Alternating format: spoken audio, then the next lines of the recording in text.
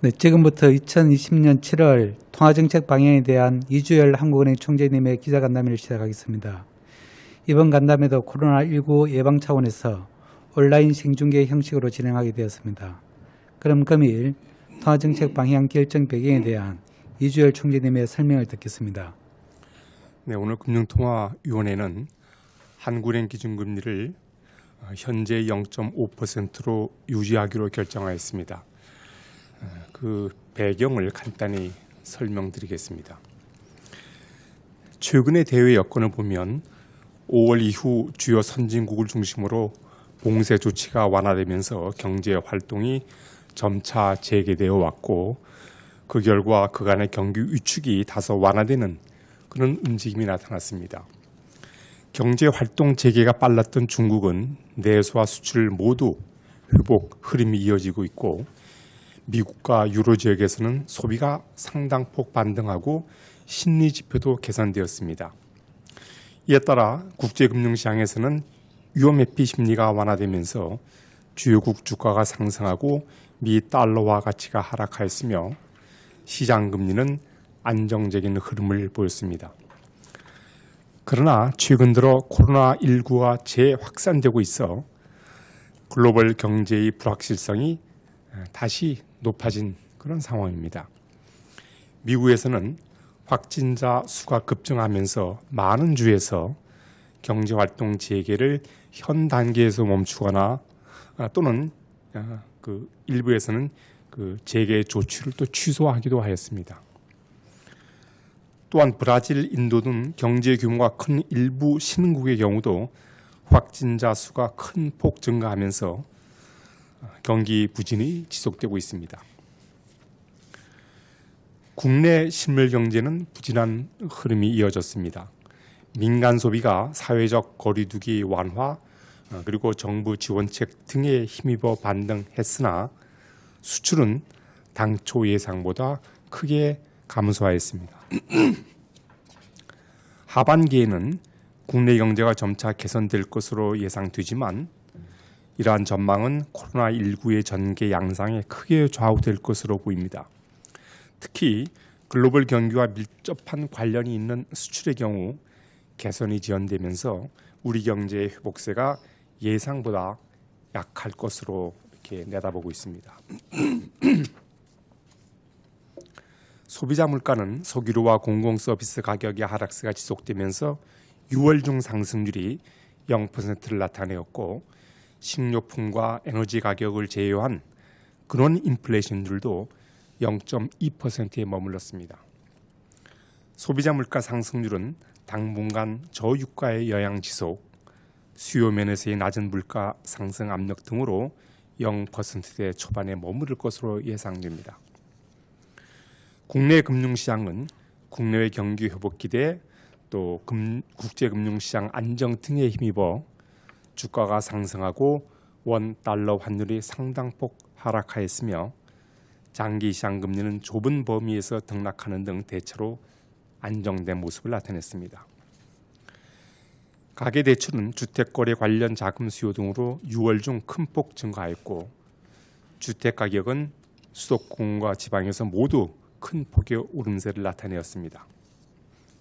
오늘 금융통화위원회는 향후 국내 경제 흐름의 불확실성이 여전히 높은 만큼 코로나19 위기에 대응하여 그간 취해진 다각적인 재정 확장 정책과 통화 금융 완화 조치들이 실물 경제 활동과 금융시장에 미치는 파급 효과를 지켜볼 필요가 있는 점을 고려하여 기준금리를 현 수준에서 유지하기로 결정하였습니다. 앞으로 한국은행은 국내 경제가 코로나19 위기에서 벗어나 회복세를 나타낼 것으로 전망될 때까지 완화적인 통화정책 기조를 유지해 나갈 것입니다. 이러한 기조 하에서 코로나19의 글로벌 전개 상황과 각국의 대응 그리고 그것이 국내외 금융 경제에 미치는 영향을 면밀히 점검하면서 정책을 펴나갈 계획입니다. 이와 함께 서울과 수도권을 중심으로 최근 주택 가격 오름세가 다시 확대됨에 따라 정부가 강력한 부동산 시장 안정화 정책을 추진하고 있는 바 한국은행도 정부 정책의 효과와 금융 안정 상황의 변화를 주의 깊게 살펴보도록 하겠습니다. 오늘 한국은행 기준금리를 현 수준에서 유지하기로 한 금통위의 결정은 전원 일치였습니다. 지금부터 질문을 받겠습니다. 질문을 하실 때에는 소속과 성명을 말씀해 주시면 감사하겠습니다. 네, 안녕하세요. 저 블룸버그 통신 엄재현 기자입니다. 저 세 가지 질문을 드리겠는데요. 우선 미국 연준의 자산 매입 속도가 현저히 떨어지고 있고 일드 커브 컨트롤이 필요하다는 목소리도 약화되고 있습니다.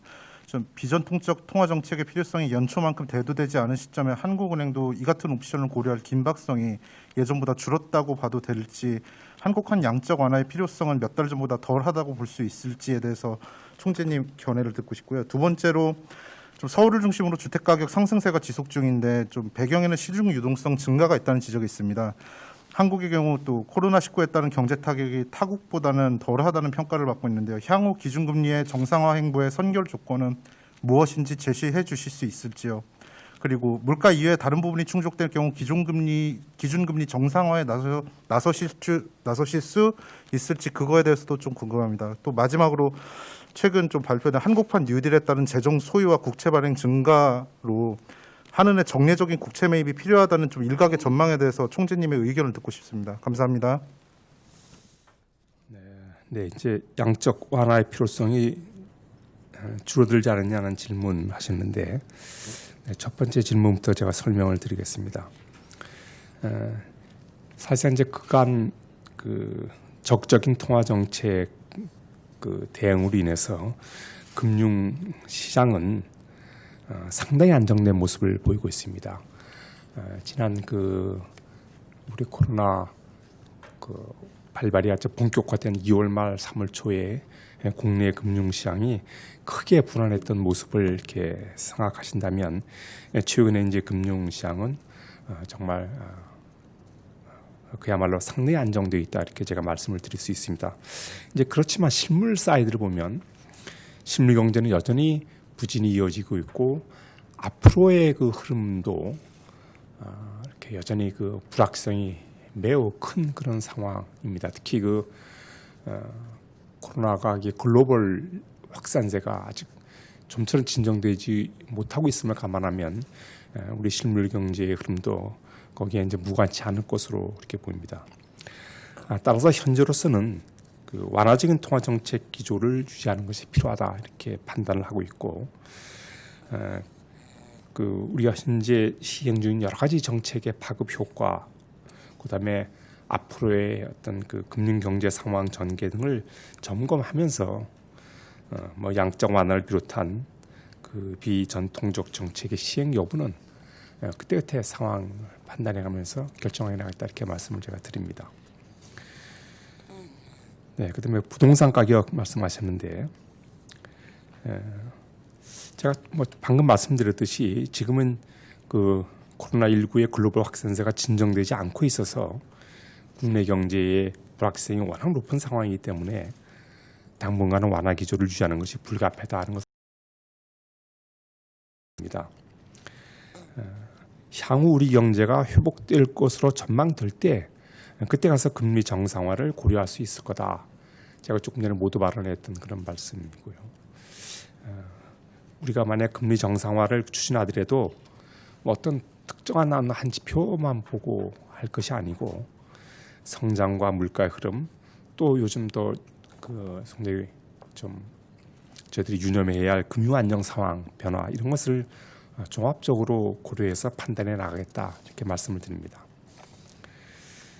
네, 그리고 한국판 뉴딜과 관련해서는 아직까지 그 재원 조달 방법이 구체적으로 이렇게 정해져 있지 않기 때문에 현 시점에서 그런 뉴딜 계획이 채권 시장에 어떤 영향을 줄 것인지를 지금 현재로서는 딱 이렇게 말씀드리기는 곤란한 그런 상황입니다.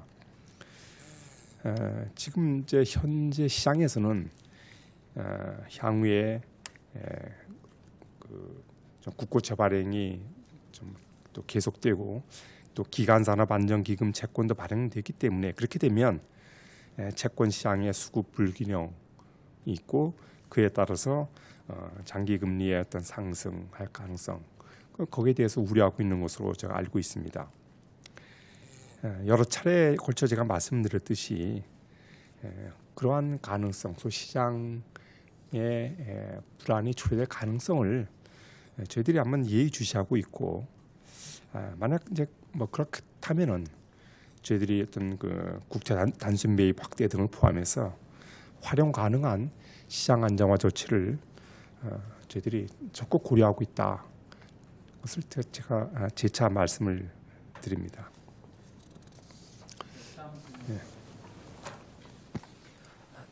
서울경제 조지원 기자입니다. 방금 질문과 비슷한 취지지만 기준금리 인하 등으로 시중 유동성이 풍부해지면서 부동산 시장이 과열되고 있다는 목소리가 계속 나오고 있는데, 이번 금리 동결 결정에 부동산 시장 불안이 어느 정도 고려됐는지 궁금하고, 실무 경제와 금융시장 괴리를 해결할 수 있는 하나의 방안이 있는지 궁금합니다. 네, 제가 조금 전에 말씀드렸듯이 지금과 같이 코로나19 위기에 대응하여 통화 정책을 완화적으로 운영할 수밖에 없는 상황이다. 제가 그걸 이제 여러 차례 말씀드렸고, 이런 상황에서는 그 부동산 시장 불안에 대해서는 정부의 어떤 거시건전성 정책, 그다음에 뭐 수급 대책 등 다양한 수단을 활용해서 대응하는 것이 저는 바람직하다고 생각을 합니다. 또한 그 무엇보다 또 중요한 것이 그 풍부한 유동성이 자산 시장으로 쏠리지 말고 보다 생산적인 부분으로 흘러갈 수 있도록 소위 생산적인 투자처를 만들어주는 그런 정책들이 대단히 중요하다, 이렇게 말씀을 드리고, 정부도 같은 인식을 하고 노력하고 있다는 점을 제가 한번 이 자리에서 강조를 합니다. 그리고 이번에 이제 기준금리를 동결했지만 그 동결 결정이 주택시장 상황에 반영해서 결정했다고 생각할 것이 아니고, 지금 현재의 성장과 물가의 흐름, 그다음에 앞으로의 전망 등을 감안할 때 그때는 통화정책의 현재 기조를 끌고 가는 것이 바람직하다는 판단에서 저희들이 내린 겁니다. 네. 네, 추가 질문은 출입기자단 간사께서 취합해 대신 읽어주시겠습니다. 연합인포맥스 전소영입니다. 두 가지 질문 드리려고 하는데요. 지난달 총재께서 한국경제 성장률에 대해서 하느니 당초 예상했던 올해 성장 경로에서 크게 벗어나지 않았다고 평가를 하셨는데, 이번 금통위에서는 당초 전망을 하회할 것으로 전망이 하향 조정이 됐습니다. 이렇게 조정한 주요 원인이 궁금하고요. 기존 전망의 하회 정도가 당초의 그 워스트 시나리오 정도까지를 보고 계시는지 이에 대해서 좀 궁금하고, 그리고 이제 정부가 3차 추경 관련해서 계속 이제 집행을 예상하고 있는데 이것이 성장률을 올리는데 어느 정도 도움이 될 거라고 보시는지도 설명 부탁드립니다. 그리고 두 번째는 SPB 설립이 좀 막바지에 접어든 것으로 보이는데요. 금융위에서는 이번 주에 설립한다라고 했는데 오늘 금통위에서 이와 관련한 의결이 있었는지 궁금합니다. 만약에 의결이 있었다면 어떤 내용이었는지, 그리고 남은 절차는 어떤 것들이 있는지에 대해서 설명해 주시면 감사하겠습니다.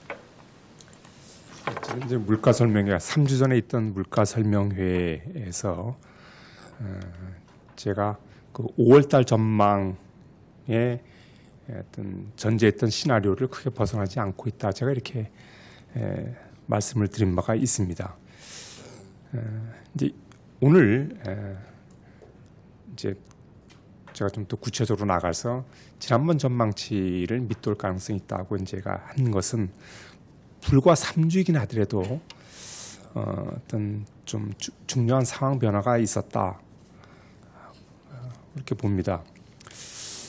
우선 그 수출이 저희들이 예상했던 것보다는 그 감소폭이 대단히 컸다는 말씀을 제가 드립니다. 이렇게 수출이 예상보다 이렇게 실적이 안 좋았기 때문에 이것은 곧바로 그러면 2, 4분기의 성장 전망치를 낮춘 그런 결과를 이제 초래합니다. 그래서 우선 2, 4분기의 실적이 아직 뭐 구체적으로 저희들이 최종 집계를 안 했습니다만 여러 가지 그 지표를 좀 짚어봤을 때 2, 4분기 성장률이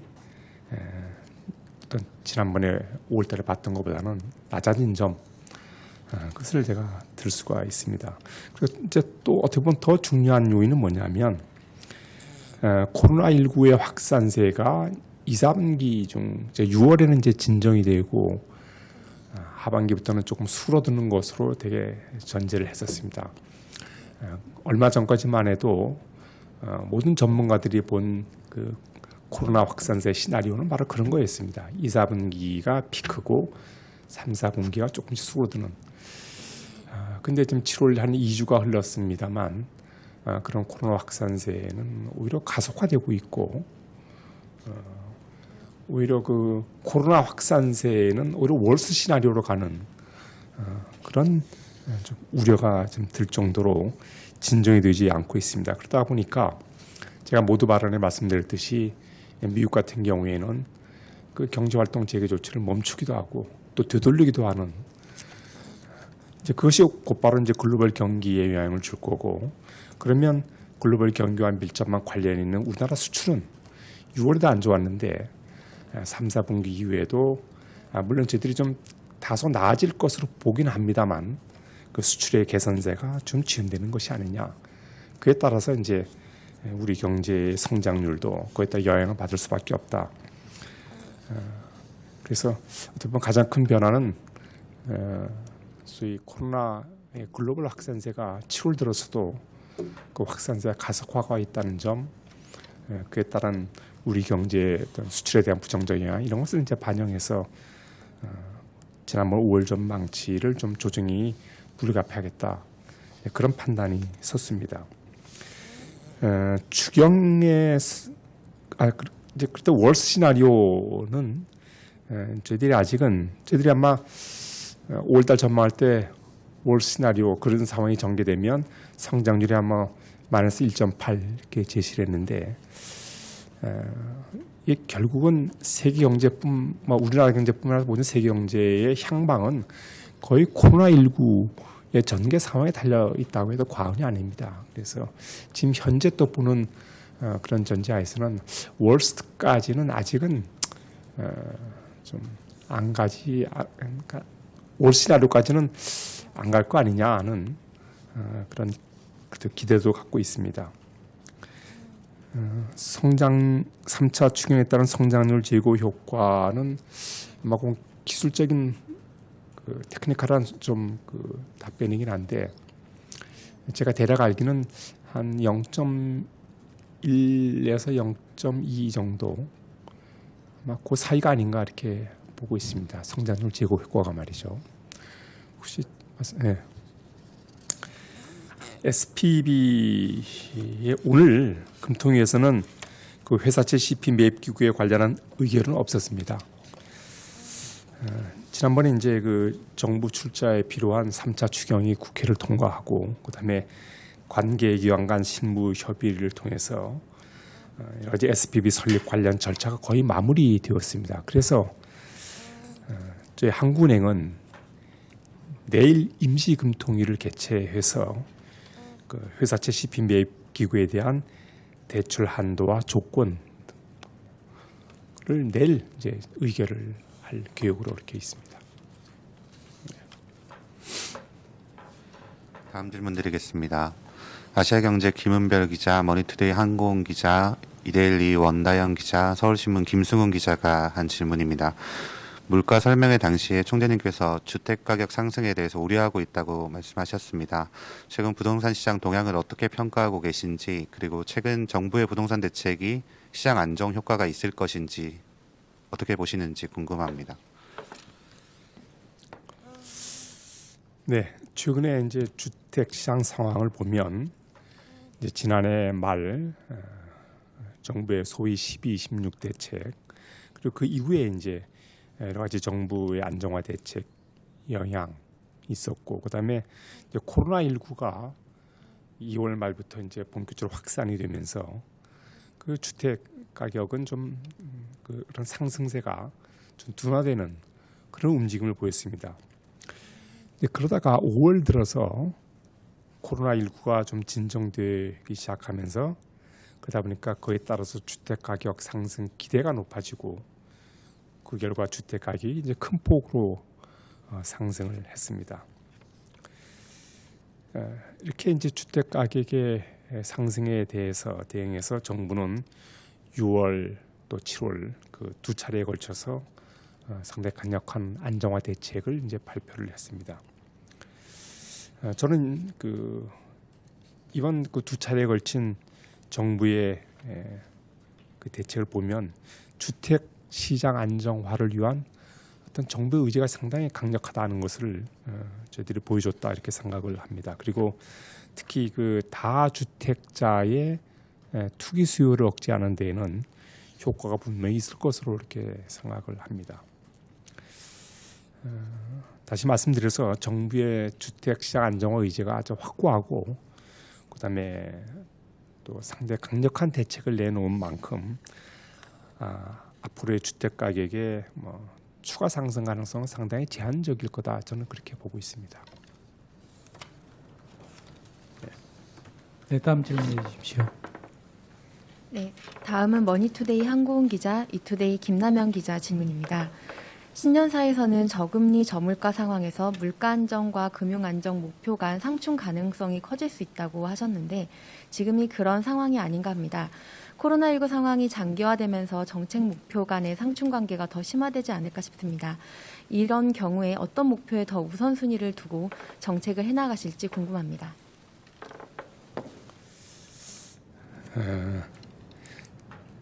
사실상 이제 한국은행은 코로나19 확산에 따라서 성장의 하방 위험이 상당히 크고 또 금융시장의 이제 불안이 상당히 증폭됐기 때문에 그에 대응하기 위해서 저희들이 기준금리를 한 75bp 큰 폭 인하하고 또 유동성을 적극적으로 시중에 공급하는 등 저희들이 좀 이례적일 만큼 완화적인 통화정책 기조를 펼쳐왔습니다.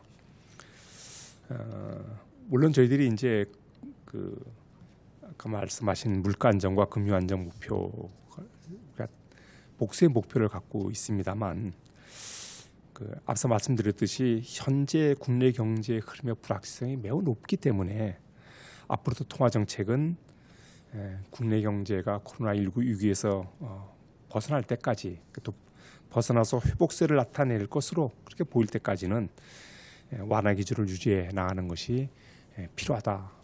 그런 입장을 제가 다시 한번 말씀을 드리고요. 그렇지만 이렇게 실물 경기가 어려운 상황에서도 주택 가격의 오름세가 예상외로 높고 또 가계부채 증가세가 또 다시 확대되고 있기 때문에 저희들이 금융 안정 상황의 변화를 이 또한 상당히 주의 깊게 저희들이 살펴볼 계획입니다. 네.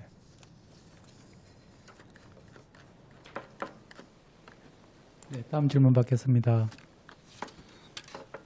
매일경제 송민근 기자, 뉴스핀 백지영 기자, 연합인포맥스 노현우 기자의 질문입니다. 시중에서는 3차 추경으로 인해 추가 발행할 국채 24조 원을 두고 한은의 역할에 관심이 많습니다. 국고채 금리가 이 물량으로 인해 크게 움직일 것으로 보시는지 궁금하고요. 이에 더해서 한은이 수급 안정 차원에서 어느 정도까지 매입에 나설 방침인지 궁금합니다. 두 번째 질문 같이 드리겠습니다. 7월까지 연장한 전액 공급 방식 RP 매입을 두고 8월에는 연장 대신에 비정례화를 검토하고 있다는 주장이 있습니다. 기한이 보름 정도 남았는데요. 정책 방향에 대한 언급 부탁드립니다. 네, 이제 3차 추경이 발표되고 또 국고채 발행이 크게 확대되었지만 장기 시장 금리는 대체로 안정세를 유지하고 있습니다. 이렇게 장기 금리 수준이 추경의 영향을 이미 상당 부분 선반영하고 있고 또 어떤 장기 투자 기관이라든가 외국인을 중심으로 해서 투자 수요가 상당히 견조하기 때문에 앞으로도 금리 변동성이 크게 확대될 거로는 저희들이 이렇게 보지 않습니다. 그렇지만 어떻든 그런 가능성을 저희들이 일단 염두에 두고 좀 금리가 큰 폭으로 상승한다든가 시장에 약간 불안 심리가 좀 있을 때는 저희들이 그럴 때는 지체 없이 적극적으로 시장 안정화 조치에 나설 계획입니다. 막 아마 시장에서는 매입 규모 같은 것도 아마 밝혀주기를 이렇게 기대하고 있습니다만 그 국고채 매입 규모는 막 금융시장이 불안해질 것인지 불안하면 그 정도는 어느 정도인지 또 국고채 수급 상황에 지금은 안정적인 수급 상황이 안정적인데 그게 어떻게 바뀔지 그런 것을 이제 봐서 그때 저희들이 적절한 결정을 낼 그럴 생각입니다. 그다음에 이제 전액 공급 방식 RP 매입인데 이제 지난 4월부터 이제 3개월간 한시적으로 저희들이 전액 공급 방식 RP 매입조들을 이제 도입을 했습니다. 그래서 그 6월달에 일단 종료가 될 예정이었습니다만 금융회사들이 또 일시 상환에 따른 그런 혹시 그 부담 같은 걸 고려해서 7월달에 저희들이 한 달간 연장 운영하고 있습니다. 근데 이제 연장 운영을 한 현재 그 전액 공급 방식 RP 매입의 현재까지의 입찰 실적을 보면 소위 저희들이 만기 도래에 따른 부담을 덜어주려고 했는데 지금까지 입찰 실적은 그 만기 도래 규모에 아주 크게 못 미치는 그런 수준입니다. 그럼 이것은 뭘 의미하냐면 금융회사들의 자금 사정이 상당히 개선되었다. 그리고 결국 금융시장이 안정성을 회복했다는 점을 나타낸 겁니다. 어떻든 추가 연장 여부는 그래도 저희들이 좀 더 금융회사의 자금 수요를 다시 한번 짚어보고 또 그 외에 몇 가지 고려 사항을 같이 봐서 그 조만간 저희들이 그 연장 여부를 결정할 계획입니다. 다음은 머니투데이 방송 조정현 기자 질문입니다. 코로나19 여파로 최근 달러 유동성에 대한 우려가 제기됐고 한은도 환매조건부 외화 채권 매매를 통한 외화 유동성 공급 등의 정책으로 이에 적극적으로 대응했습니다. 다만 일각에서는 보다 근본적인 처방을 요구하기도 하는데요. 아세안과 동아시아 등 아시아 국가들의 채권을 글로벌 적격 담보로 격상시키기 위한 논의를 진행하고 있는 것으로 알고 있습니다. 투자 수단 외에는 활용도가 바닥인 아시아 채권을 국경 간의 거래 담보로서 활용하자는 그런 논의인데요. 금융 안정을 도모하는 중앙은행으로서 이에 대한 총재의 입장은 무엇인지 궁금합니다. 네, 그 중앙은행의 이제 적격담보증권 인정 범위를 국내 자산만이 아니고 우리 아시아 지역 내 자산으로 이제 확대하자는 그런 얘기가 물론 있고요. 근데 만약 그렇게 된다면 그 영내 채권 시장의 참가 기관 그 입장에서 보면 유동성 조달 수단이 확대되고 또 금융시장이 불안할 때 중앙은행으로부터 보다 신속하게 그 지원을 받을 수 있는 막 그런 효과가 있을 겁니다. 그래서 이런 효과를 이제 내세워서 이런 논의가 이제 있는데, 요 제도는 현재 그 유로 지역에서는 이것이 활성화되어 있습니다. 근데 유로 지역과 아시아 지역은 조금 이제 상황이 다르다는 것을 이해를 하셔야 되는데, 그 유로 지역에서 이런 제도가 활성화되고 있는 것은 우선 유로 지역의 영내 채권 발행 통화는 유로화로 통일되어 있기 때문에 환 리스크가 없다는 점이 우선 이러한 그 활성화에 하는 큰 그 기본 요건이 될 겁니다. 환 리스크가 없다는 점. 그리고 특히 유로 지역은 그 회원국 간의 자금 결제 시스템이라든가 또는 증권 결제 시스템 같은 그런 그 소위 지급 결제 인프라가 상당히 연계되어 있기 때문에 뭐 국외 담보 증권의 확인 검증이 수월하다든가 하는 실제 이런 제도가 가능한 여러 가지 그 토양이 마련되어 있습니다. 근데 이제 아무래도 그 우리 아시아 지역에서는 지급 결제 인프라의 연계성이 낮고 또 단일 통화로 발행되는 게 아니기 때문에 환 리스크가 있는 점 등을 이제 고려해 볼 때 아직은 이것은 그 물론 앞으로 이런 것을 논의해 나가긴 하지만 현재로서는 이거 도입을 뭐 이렇게 할 그런 상황은 아니다라고 저는 보고 있습니다. 조선비즈 정원석 기자의 질문입니다. 최근 들어 홍남기 경제부총리 등 정부 측 인사들의 한은의 통화절차 결정 사안에 구체적으로 언급하는 횟수가 잦아지고 있습니다. 지난 10일 부동산 대책을 발표할 당시 홍 부총리는 금리는 부동산 시장과 연계해서 생각할 수 있다고 말했고 6월 초 3차 추경안을 발표하면서는 한국은행이 늘어나는 국고채 물량을 흡수해주는 역할을 해준다면 국고채 시장 충격이 상당히 완화될 것이라고 말했습니다. 이런 발언은 원론적인 정책 공조의 범위를 넘어서서 하느니 결정할 정책 방향의 구체적인 기조를 언급하는 것이기 때문에 시장에 적지 않은 파장을 일으켰습니다. 한은의 정책 수행에 방해가 된다는 지적도 있습니다. 이런 구체적인 언급이 오히려 재정통화정책의 폴리시 믹스에 방해가 된다는 시각도 있는데 총재님께서 어떻게 생각하시는지 궁금합니다. 네, 지금 홍 부총리의 발언을 한두 가지 예를 들어서 말씀을 하셨는데 저도 이 발언의 앞뒤를 저들이 한번 봤습니다. 물론 부총리께서 이런 말씀을 하셨지만 그때 금리 문제와 관련해서 분명히 홍 부총리도 선을 그었거든요. 뭐라고 했냐면 금리 문제는 한국의 고유 권한이기 때문에 부총리로서 발언하는 것은 적절치 않다는 것을 분명히 했습니다. 그때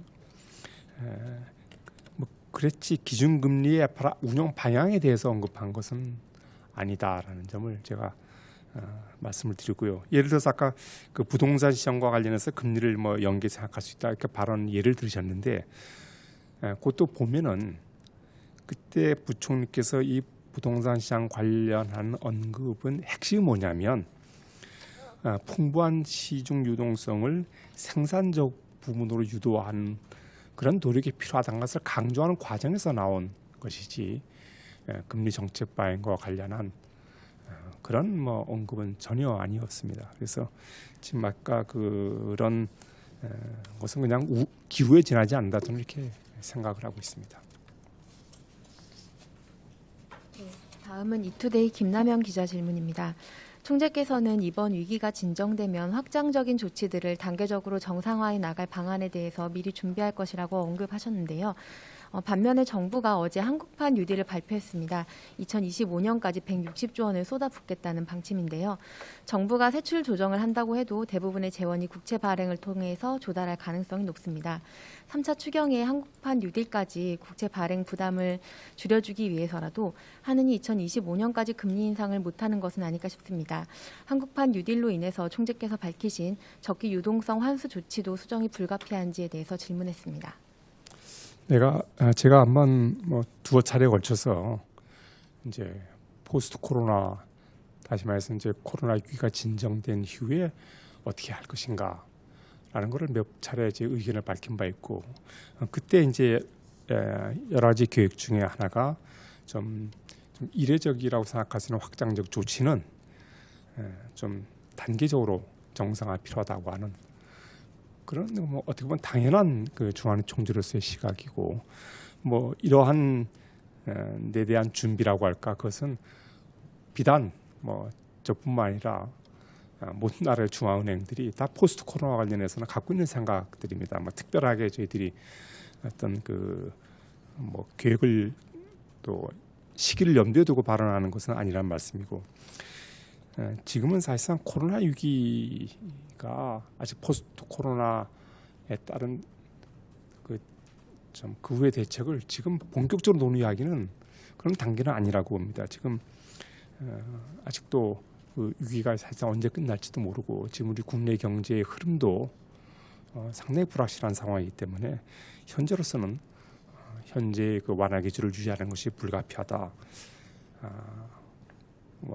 통화 정책의 정상화라고 할까, 약간 말하는 유동성 환수는 수정하는 게 아니냐는데 그런 것을 논할 단계는 아직은 아니다 이렇게 보고 있습니다.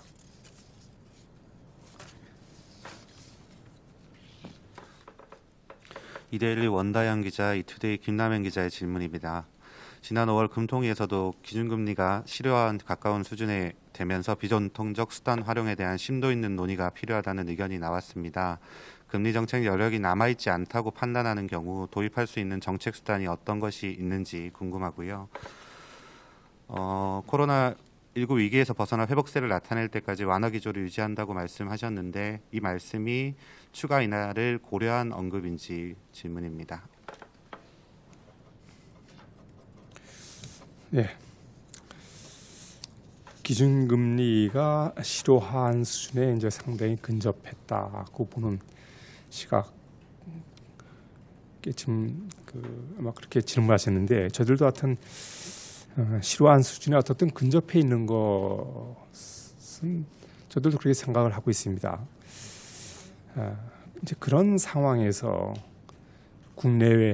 소위 국내 경기 부진이 더 심화돼서 통화 정책도 추가적인 완화 조치가 필요하다고 하는 그렇게 판단될 경우에는 이제 물론 금리 외에도 다른 정책 수단, 예를 들면 대출이라든가 뭐 공개시장 운영 등 여러 가지 다양한 정책 수단을 적절히 활용해서 대응해 나갈 겁니다. 제가 이건 뭐 수차례 이제 언급했던 답변이고요.